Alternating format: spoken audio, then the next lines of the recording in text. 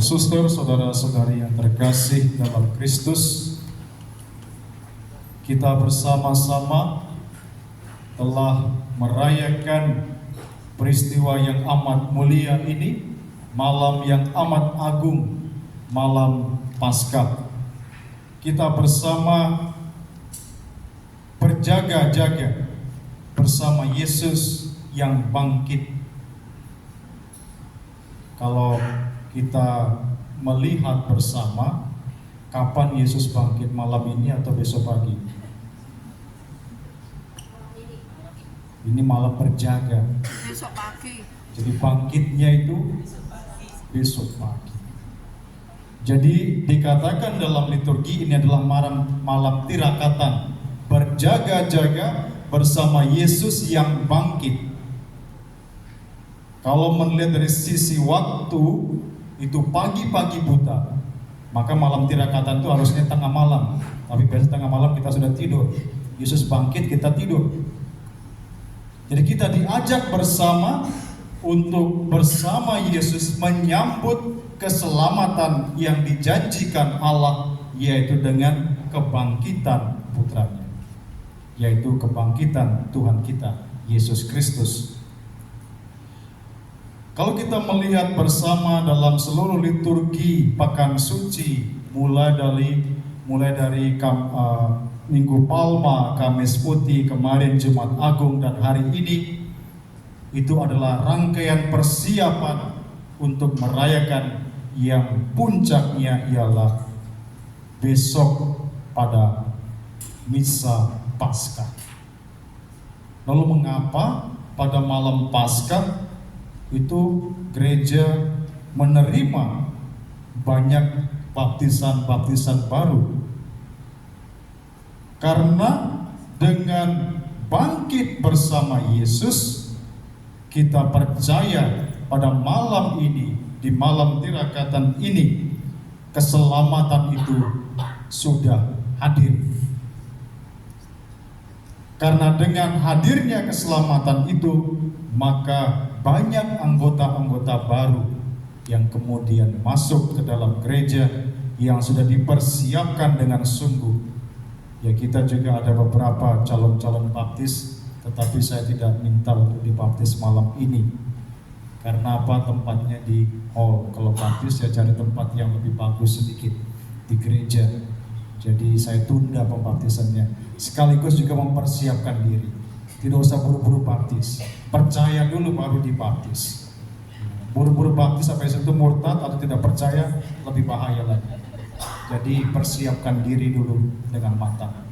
Saudara-saudariku terkasih, pada malam ini kita bersama diajak untuk pergi ke makam Yesus untuk melihat sebuah pengharapan. Kebetulan tema tahun jubileum kita pada tahun ini adalah para pesiara pengharapan. Siapa itu para pesiaranya? Ya kita-kita ini. Kita bersiara karena memiliki harapan akan hidup yang baru, harapan akan keselamatan, harapan akan sukacita bersama dengan Tuhan kita. Jadi kita bersama bersiara menuju kepada pengharapan.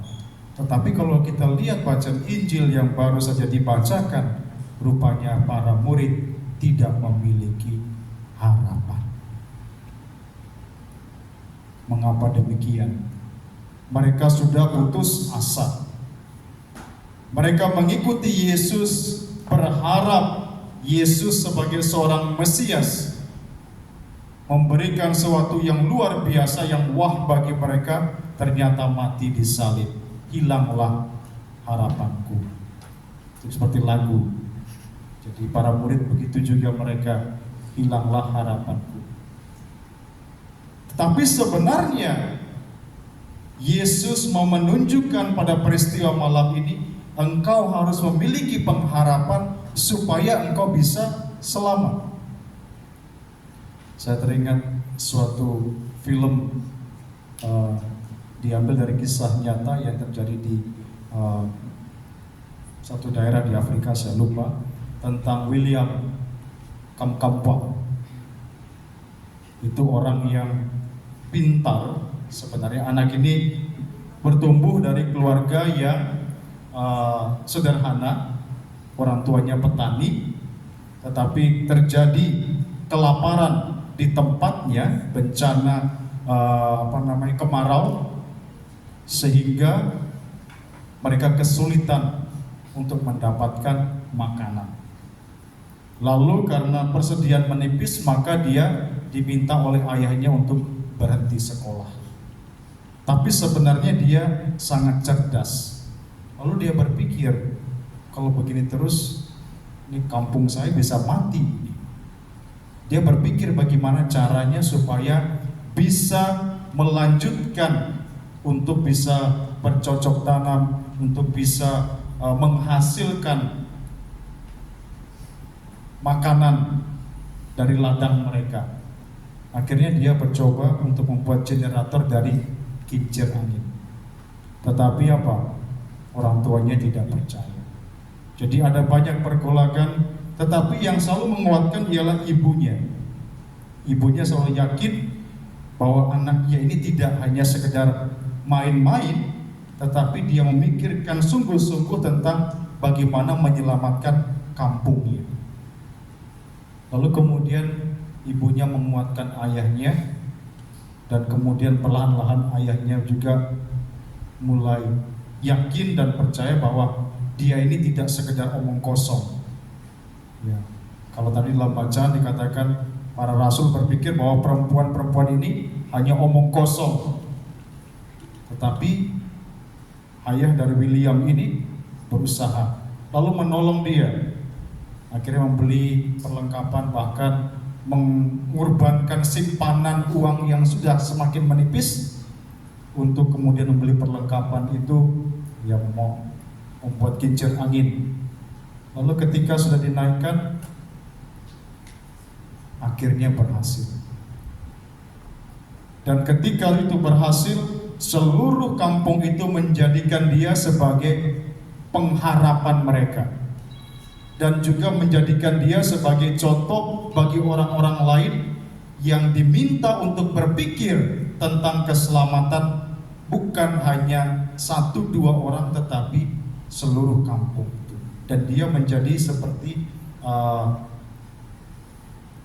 contoh atau teladan, panutan yang menyemangati mereka, yang memotivasi mereka.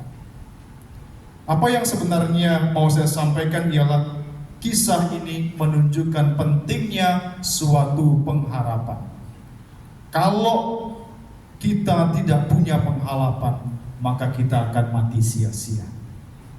Kalau seluruh kampungnya William Kamkwamba ini tidak percaya kepadanya, termasuk keluarganya, maka mereka tidak bisa mendapatkan makanan dari ladang. Tapi karena mereka percaya dan berharap bahwa melalui kemampuannya dia bisa menghasilkan sesuatu, maka terjadilah demikian. Maka saudara-saudariku terkasih, masa Paskah ini kita diminta bersama untuk memiliki pengharapan akan Tuhan.